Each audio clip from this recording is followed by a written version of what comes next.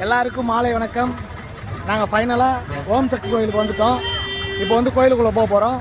இவ்வளோ ஜனங்க போயிட்டுருக்காங்க. இப்போ இவங்களெல்லாம் தாண்டி தான் நாங்கள் ஓம் சக்தி கோயில் உள்ளவே போகணும். இன்னும் டோக்கனெல்லாம் வாங்க வேண்டியது இருக்குது. பாருங்கள் எவ்வளோ க்ரௌடாக இருக்குன்ட்டு. உள்ள சரியான க்ரௌடுறா மச்சான். சரியான கூட்டம் பாருங்க உண்மையாக.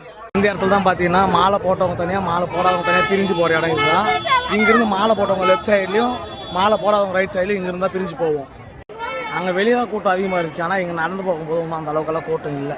கிட்டத்தட்ட மூலஸ்தானத்தில் இருக்கிற சாமியை பார்க்குறதுக்கு கிட்டத்தட்ட ஒரு 1 கிலோமீட்டரில் 1.5 கிலோமீட்டர் நடந்தே போகணும் போல இருக்குது. ஏற்கனவே முருகன் கோயிலுக்கு போயிட்டு வந்தாலும் கால் பயங்கரமாக வலிக்குது. இப்போ இங்கே ஒரு 2 கிலோமீட்டரில் 1.5 கிலோமீட்டர் நடக்கிறது இன்னும் வலிக்குதுப்பா. வந்து பயங்கரம். ஒரு வழியாக மாலை போடாதவங்கெல்லாம் அந்த ஃப்ரீ தரிசனம் பார்ப்பாங்களா, அந்த இடத்துக்கு கிட்டத்தட்ட வந்துட்டோம். பொதுமக்கள் தரிசனத்துக்கு செல்லும் வழின்னு போட்டிருக்காங்க. இதோட தான் போகணும். கிட்டத்தட்ட மூலஸ்தானத்துக்கிட்ட வந்துட்டோம். இப்போ அந்த அளவுக்கு கூட்டமெல்லாம் ஒன்றும் இல்லை. இந்த இடத்துல பரவாயில்ல ஓரளவுக்கு. மூலஸ்தானத்தில் இருக்கிற சிலையை என்னால் வீடியோ எடுக்க முடியுமா இல்லையா தெரியல, ட்ரை பண்ணுறேன். ஒரு வழியாக மூலஸ்தானத்தில் வந்துட்டோம். ரொம்ப லாங் இங்கே எடுக்கிறதுனால ஒன்றும் தெரியல. மூலஸ்தானத்தில் ஃபோன் வேறு அலோடு இல்லை ஃப்ரெண்ட்ஸ். Sorry friends. லட்சக்கணக்கான ஆயிரக்கணக்கான ஜனங்கள் இங்கே இருக்காங்க.